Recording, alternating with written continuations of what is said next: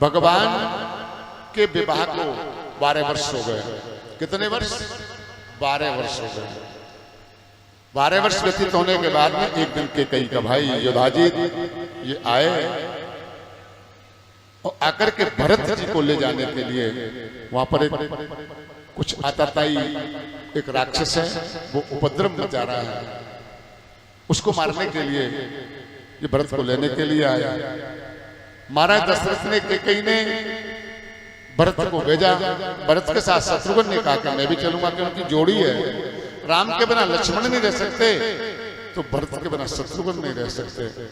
जो शत्रुघ्न और भरत दोनों उनके साथ में चले गए। एक दिन महाराज दशरथ जी चक्रवर्ती सम्राट महाराज दशरथ जी समय समय पर कुछ बैठकें कुछ मीटिंगें बुलाते रहते हैं, राजा महाराजा आते रहते हैं। एक बार एक सभा है, उस सभा में अन्य देशों के राजा महाराजा आए और जैसे ही महाराज आए तो यहां लिखा, एक समय सब सहित समाजा राजसभा रघुराज विराजा। राय सभाए मुकुर कर लेना और बदन बिलोक मुकुट सम कीना। महाराज दशरथ जी बैठे सभा में, सभी राजा महाराजा आकर के महाराज की जय जयकार कर रहे हैं। हे महाराज चक्रवर्ती, हे अवधेश आपकी जय हो, जोहार कर रहे हैं। महाराज दशरथ बैठे। महाराज दशरथ ने शीशा लिया। स्वभाव है महाराज दशरथ का कि ये शीशा लेकर के शीशे में देखते हैं, ये स्वभाव है। महाराज दशरथ जी ने देखा कि इनका जो मुकुट है वो मुकुट टेढ़ा हो गया, एक तरफ ये मुकुट हो गया और इधर राम जी पूरे राज्य की व्यवस्था देख रहे हैं।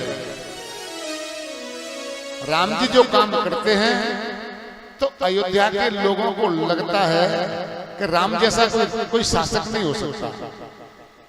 अब तो महाराज दशरथ जी एक काम करें, अपने जीते जी राम को युवराज बना दे, राम को राजा बना दे, क्योंकि राम बहुत अच्छा शासन चला रहे हैं, बहुत अच्छा काम कर रहे हैं।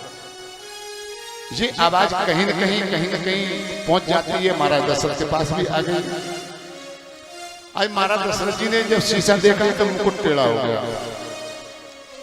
मुकुट टेढ़ा होने का मतलब मुकुट सत्ता का प्रतीक है। ये सत्ता एक तरफ झुक रही है। महाराज दशरथ जी को लगा क्योंकि सत्ता अब एक तरफ जा रही है।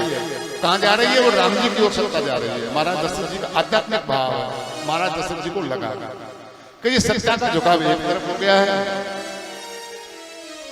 और महाराज दशरथ जी जब शीशा देखते हैं, अच्छा आप लोगों को एक आध्यात्मिक भाव, ये शीशा है ना महाराज दशरथ जी, इस शीशे को नहीं देख रहे। महाराज दशरथ जी जिस शीशा को देखते हैं वो उनका मन रूपी दर्पण है, मन दर्पण। दुनिया का कोई भी शीशा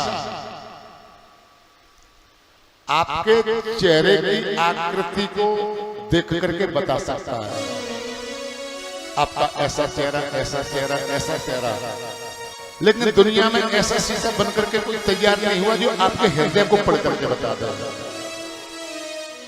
कोई कैमरा तैयार नहीं हुआ, दुनिया भर के यंत्र आगे अंदर जाके फोटो खींच लेते हैं, लेकिन आपके हृदय में क्या चल रहा है इसका फोटो आज तक कोई नहीं खींच पाया, कोई तैयार नहीं हुआ। लेकिन सबसे बड़ा कैमरा, सबसे बड़ा कैमरा, सबसे बड़ा अगर कोई शीशा है, सबसे बड़ा कोई दर्पण है तो मन दर्पण है। मन को सब पता है आपने क्या किया है। आप किसी दूसरे से अपने जीवन की घटना बता देना, आपकी बात को सामने वाला सच मान सकता है, लेकिन आपके दिल को सब पता है कि तुम झूठ बोल गए। ये मन सब जानता है, मन से कुछ नहीं छिपा, मन सबसे बड़ा दर्पण है। तो महाराज दशरथ जी का स्वभाव यह है कि जब कोई महाराज दशरथ की जय जयकार करता है तो महाराज दशरथ अपने मन के दर्पण के अंदर देखते हैं और मन से पूछते हैं, हे दशरथ, ये तेरी जय जयकार हो रही है, क्या तू इस जय जयकार का पात्र है या तेने कोई नकली ढोंग करके अपनी जय जयकार करा ली है? क्या मेरी पात्रता है इस जय जयकार को कराने की? इस जय जयकार मेरी हो रही है? मन से पूछना चाहिए। अगर आपको कोई सम्मान मिल रहा है, लोग आपकी जय जयकार कर रहे हैं, तो अपने मन से पूछिए। नहीं तो कई लोगों को देखा है, गरीबों का खून उधर जाकर के पीते हैं, चूसते हैं, शोषण करते हैं, बेईमानी कर करके पैसा कमा लेते हैं, धनवान बन जाते हैं, और इधर मंदिरों पर आकर के गरीबों को भोजन करा के कैमरा लगा करके और टीवी पर दिखाते हैं और समाचार पत्रों में दिखाते हैं कि धर्मात्मा तो ये है, ये चल रहा है। लेकिन मन से पूछना, तुम्हारा मन सब जानता है, खून पी करके आए हो उधर या तुम ढोंग कर रहे हो, ये मन जानता है। ये मन को सब